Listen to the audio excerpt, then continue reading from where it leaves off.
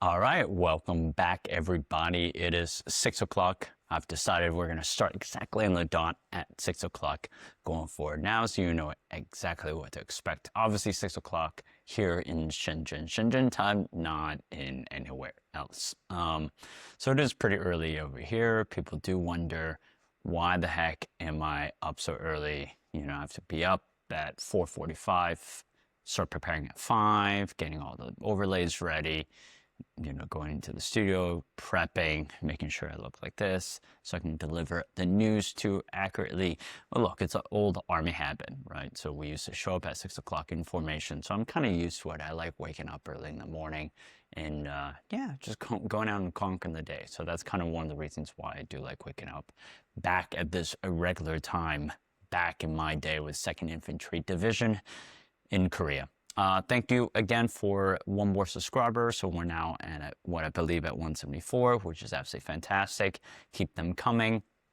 And if you like what you see in the news and our broadcast, please do remember to subscribe at the link in the description below. So today we've got a lot of news, a lot of things happening as always. Looking forward to the broadcast, and let's get started.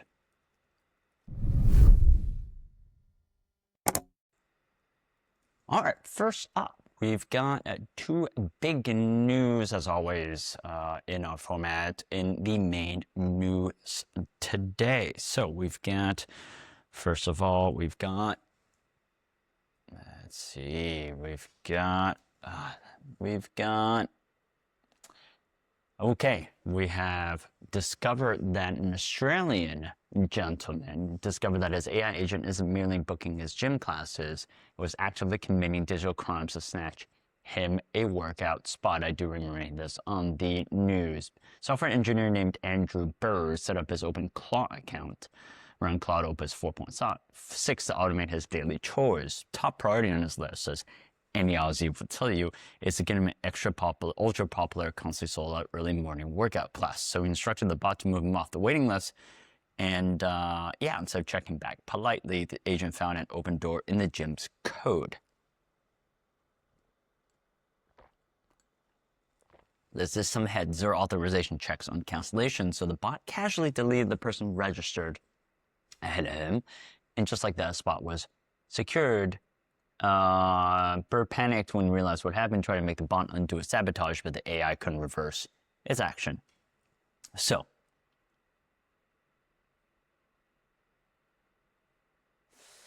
I mean, we went in and really kind of discussed what else that person did. He tried to break down the code and, you know, tell exactly what happened, security flaws, and et cetera, et cetera.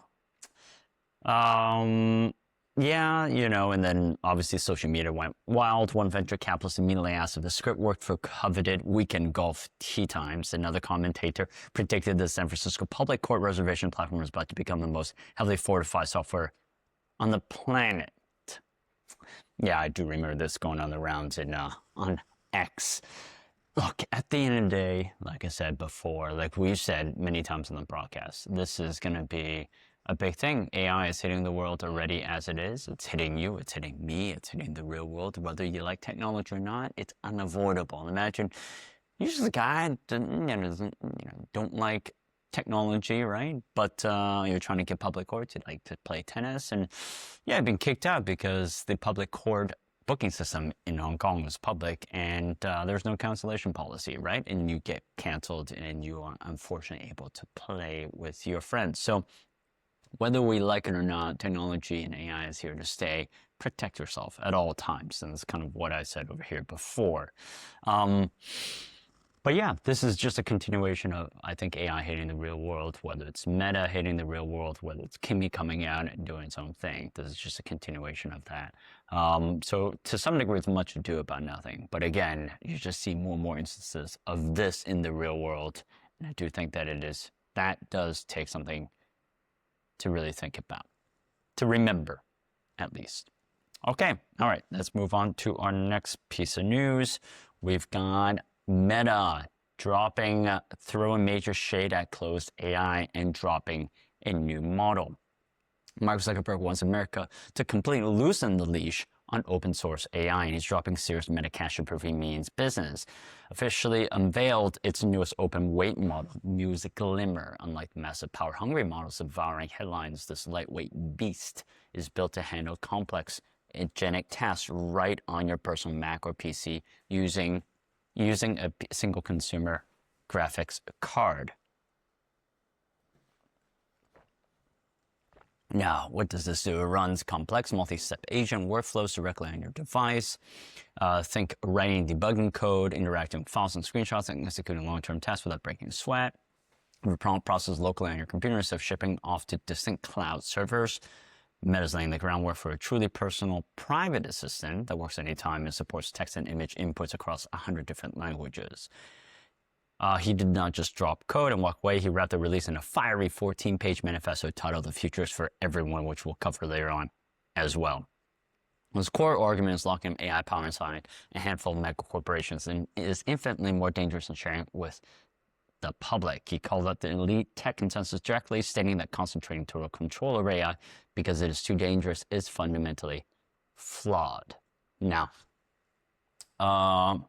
open source, we went into that open source arena. Moonshot's Kimi K3, otherwise Qwen's 3.8 Max and DeepSeek's 3.4 Flash is actually the open source kings, especially, and that's essentially China. And they're going toe to toe with elite American systems. Yes. And then meanwhile, we are saying that OpenAI is doubling down on cyber defense.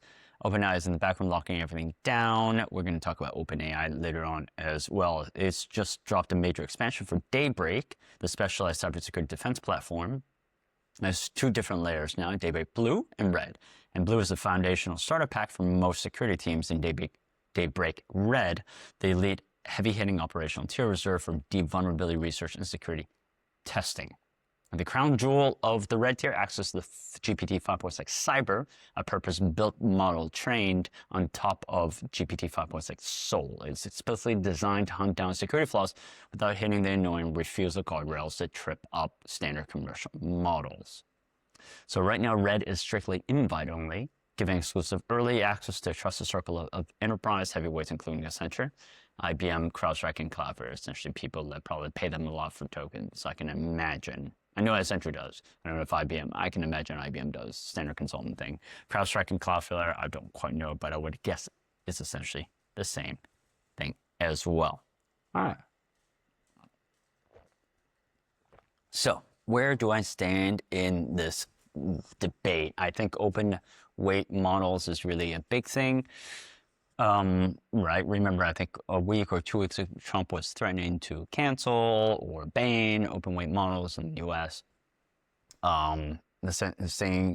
Essentially saying that open source is not allowed, but it's really a competitive thing, right? It's because China is developing these open source models that are very price competitive, and therefore it's just not being competitive for American firms. And so therefore it's really more of a trade barrier rather than almost anything technological wise.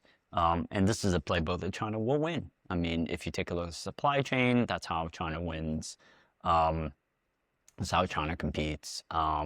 Here, you can buy almost everything on Taobao, and Taobao is at least 50% cheaper for most things, if not more. So that's how China wins, and the quality just keeps going up and up, right? And that's an iterative process, right? It's a product design process. It's an iterative process. You're always going to get the design and the quality is going to get better over the time whilst maintaining price competition and a price competitive advantage. So the U.S. is not going to win this particular piece. So by banning it is really not going to, it's not really going to do anything in the long run anyway. It might be a short temporary kind of buffer, but it really isn't going to do very much in the long term. So I think probably Zuck recognizes that, and it's probably, trying to get into that fight as well. They're not going to win it. Again, they cannot be price competitive. Labor costs are way too high in the United States, so they're not going to win that battle. But I think he's probably just attempting to do something in that space. And the future is for everyone. I think that's a manifesto. We're going to cover that later on as well. And I think it's going to put some mind space into that later on, and we can discuss that in the little bit. So that's kind of the bit in the main news. Let's move on to around the AI block and see what else is going around in the AI land.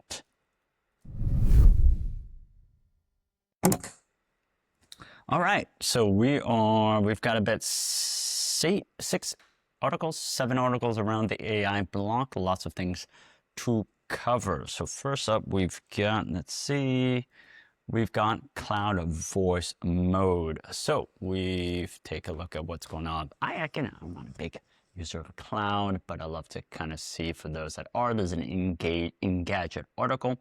Anthropic's chatbot can be very vocal if you want it to be. So since 2025, Anthropic has offered voice mode through Claude, allowing you to speak to its chatbot instead of writing out your prompts. This past July, the company updated the feature to make it more useful. Before, voice mode limited users to speaking to Claude through Haiku, and Anthropic's least powerful model. This is done to reduce latency. Now, actually works with the company's more powerful models, including Sonnet and Opus. Just looks like OpenAI has a voice button on the side, and then you use it, blah, blah, blah. You can select different models. You can do the Haiku, Sonnet, Opus, and can access apps and services you've connected to the cloud, including Gmail, Google Calendar, and Slack. You can change this voice and language, 14 different languages. Different accents, I believe you can probably do. Let's see, you can select, in English, you can select 5 different options. Probably one is British, which I usually am used to on Siri. And then Japanese users are limited just to probably male and female.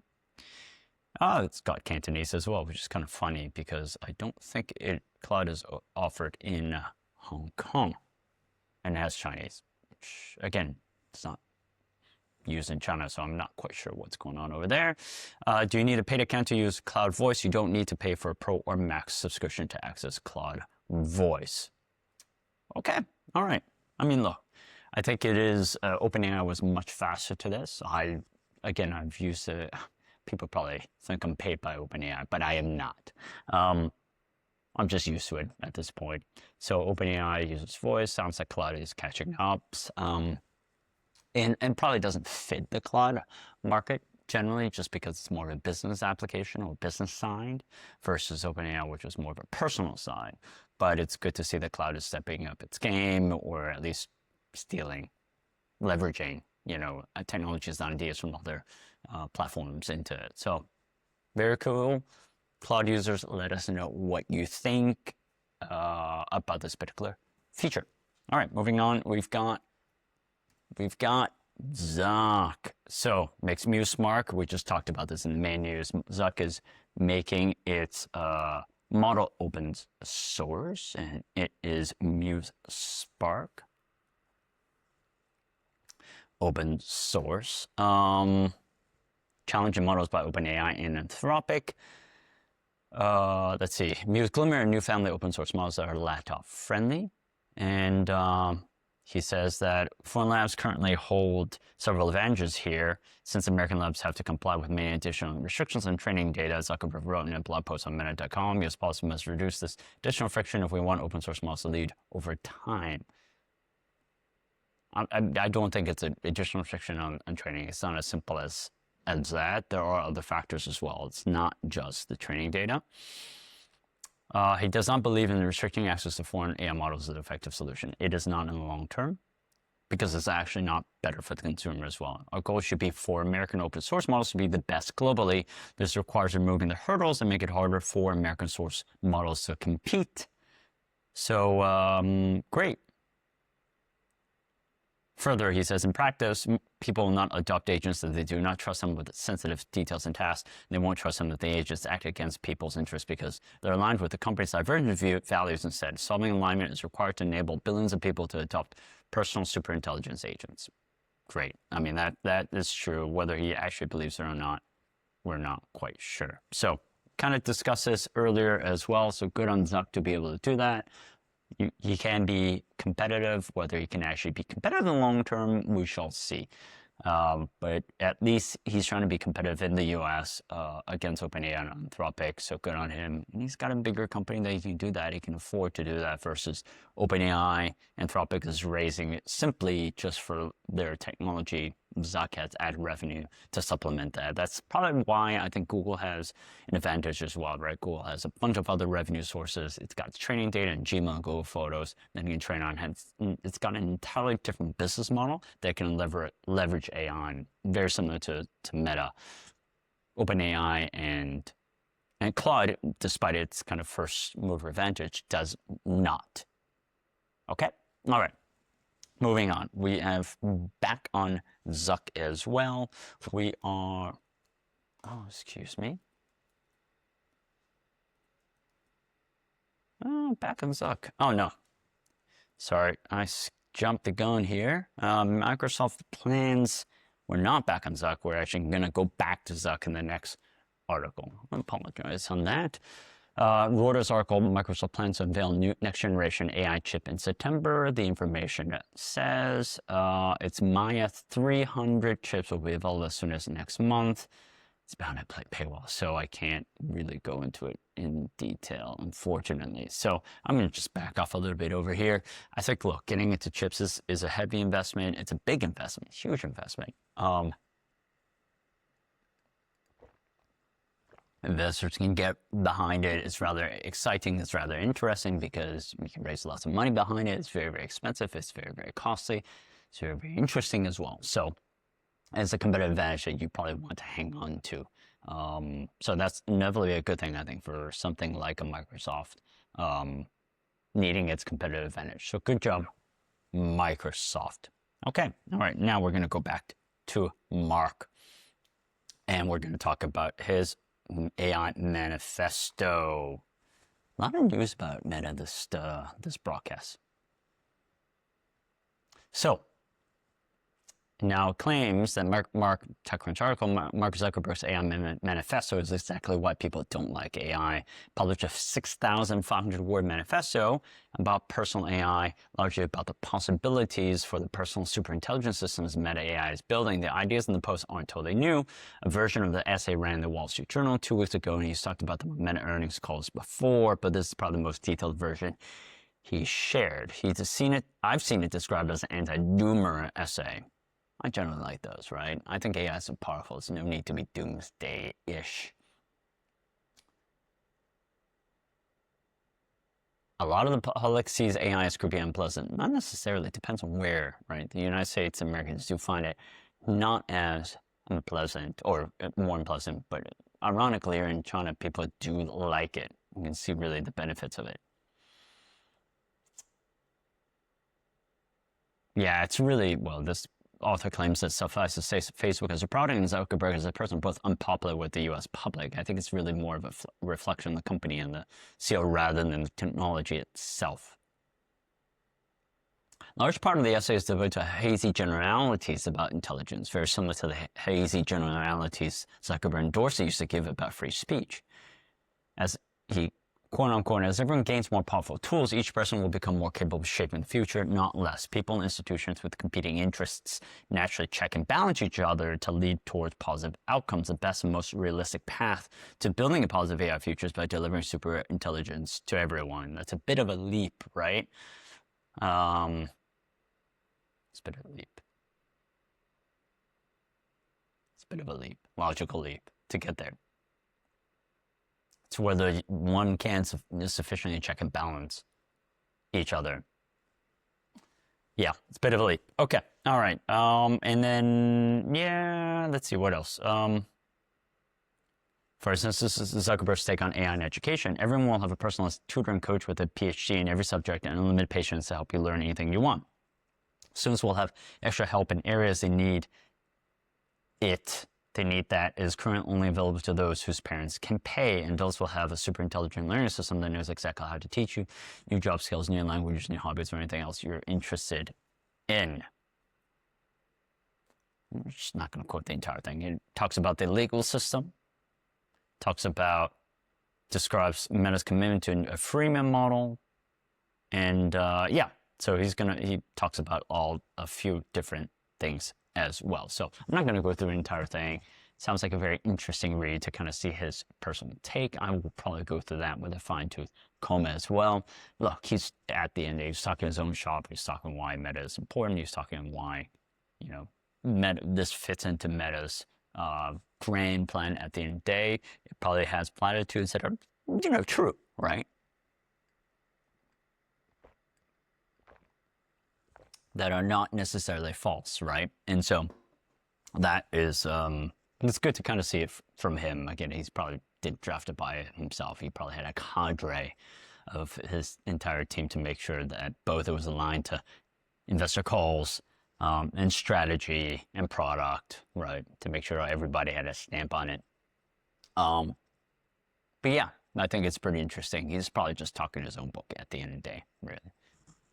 Okay. All right. I mean, I still remember his foray into the metaverse, right? That's why it's called Meta. Not a good move, Zuck. Not a good move. Okay. All right. We're going to move into OpenAI now. So it's basically kind of linked to our yesterday's article where we talked about billionaires being minted. OpenAI reportedly completed a $7 billion employee tender offer. It's bought back $7 billion worth of shares from employees at the privately held Frontier AI Lab as part of an effort to provide liquidity to its workforce. Valued OpenAI $852 billion. Also filed confidentially with the SEC for potential IPO later this year. Probably not going to happen.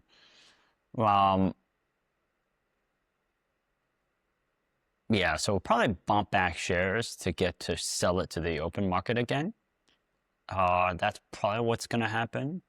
It didn't really go through. So I think, look, it's minting a bunch of people that actually have kind of paper wealth, but that wealth I think is, I probably don't know all the nuances of it. I think there are tax implications to that wealth as well. So I think that's something that needs to be kind of thought about and considered about with the tax year. I think the tax year is tax year ends in end of February, if I'm not mistaken, in the US, or end of March. So that's something that I think employees have to look at. So on paper, they've gained quite a lot, but I think the tax implications are quite high. So you have to pay cash on that tax, even though you may not have the tax on it. You may have paper gains. So it is kind of, to some degree, I think, well, but it's a buyback, right? So they've gotten cash for it, so they have to pay.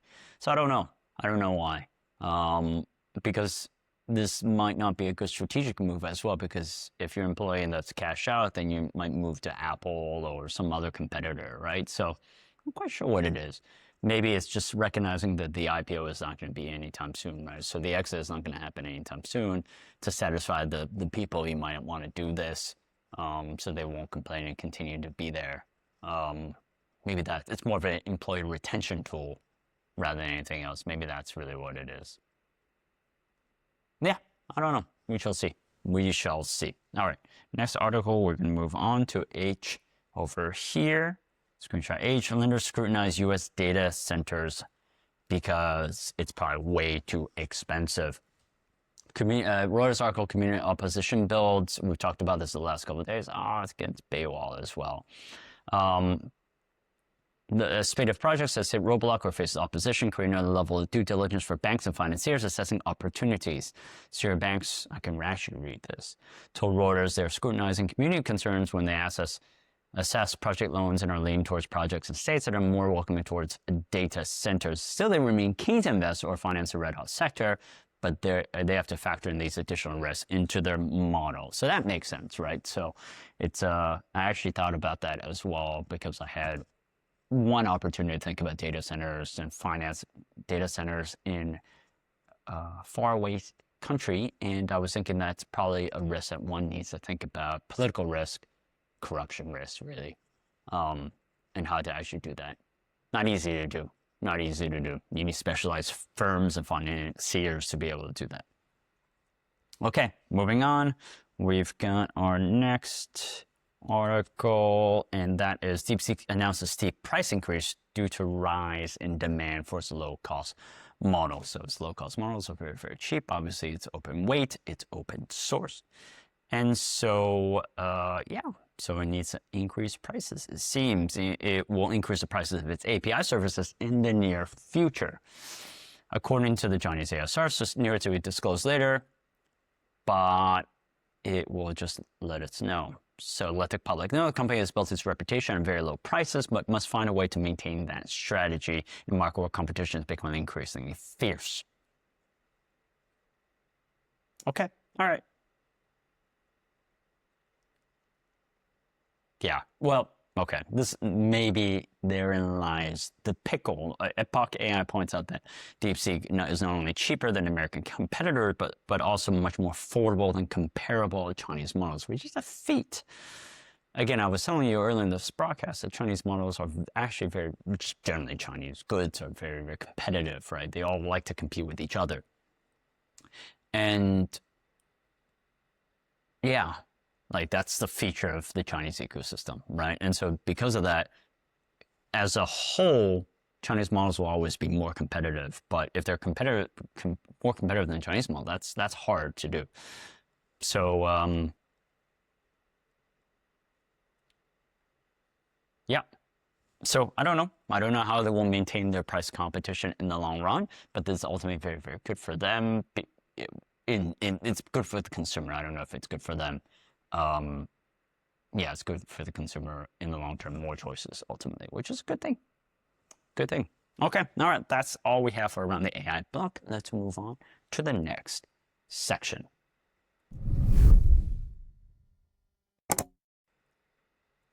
All right, we've got AI tutorials today. We have got two videos. Two videos, I will briefly introduce them, and we're going to go to screenshot J here. We've got use AI for email marketing, which is one video here, and how to personalize 1,000 cold emails using AI systems for free. Look, my view on personalizing AI or using kind of AI for emails, I think it works. Again, just be careful about personalization. It's always better to have that human touch. Talk a little bit more about what makes you human, what makes you different and distinct, or rather the email and the person on the email. So I think definitely use that piece, use AI, but definitely add that personal piece as well. I think that's really incredibly important. It just makes it much more relatable. So don't go all AI, experiment, do something with AI, but again, don't go all the way. Okay, experiment. Okay, let's move on to the next section, tools. All right, so we've got our tools section over there, which is our trending tools. We've got 3. Okay, so we've got visual creators and concept artists. We've got cool with 3 O's AI. Houses a curated director of over 10,000 images paired with their exact prompting framework, spanning everything from realistic portrait scenes and anime styles to complex digital concepts for ads and more. Beyond searching through galleries, you can explore themed collections or interact with creative mini-games directly. For writers and document editors, Revise brings a fully Word-compatible document editor right in your browser powered by GPT and Cloud. You can import documents, issue edit requests across entire drafts, then review with suggested changes with built-in track changes views. And then for the finally, for the content creators and students, translating rough AI drafts and polished human-sounding content often requires multiple separate apps. Lynote. LYNOTE brings those workflow steps under one roof, helping you refine AI-generated drafts, check text for detection signals, and prepare content for publishing. Cool. Let us know what you think in the comment section below if you've used these tools. And yeah, I'm always keen to see how people like interacting with those particular tools. All right, moving on to our next section. All right, we've got the AI workout of the day here, and how to create mini ads in 30 seconds. So forget spending hours in a design dungeon or paying an agency to find the vibe. I just promote everyone to Creative Director. New gen ad builders like at Creative.ai, Quick Ads, and Canva Grow are officially making it really easy for anyone to run a business. Run a business without the heavy burden of creating you upload a basic product video, a product photo, and the AI spits out scrolls, stopping creatives ready for Meta, TikTok, or Google. So we've got Canva Grow, ultimate all-in-one wingman. It doesn't just design, analyze what's working in the industry, offers you a searchable library of thousands of successful real-world ads. AdCreative.ai, the data nerd's favorite, uses a massive database of high-performing ads to score your designs before you even spend a dime on them. That's actually pretty cool. And quick ads, living up to its name, this tool is built for speed. Paste your website URL and instantly borrows your brand colors and logo to build a full campaign. Great. Okay. I think I'm just going to check whether we've got anything more. Our emails were slightly clipped. Nope. So definitely try those AI work of the days. Let us know what you think in the comment section below, whether that works. These products are great. If there are any products that you think we should cover, definitely let us know, because definitely we want to try them, play around with them, maybe even get sponsored by them. So yes, definitely let us know whether there's any tools that we should cover. And if it's your own tool that we should cover, we're happy to do that as well. All right, so let's move on. All right, there we go. That's all that we have in the broadcast today. Thank you for joining us. We are 6:30 now, so we're doing very, very well. Remember to like, comment, subscribe. If you like what we do, again, please subscribe to our full brief. That's always in your email inbox in the link in the description below, and we'll see you tomorrow.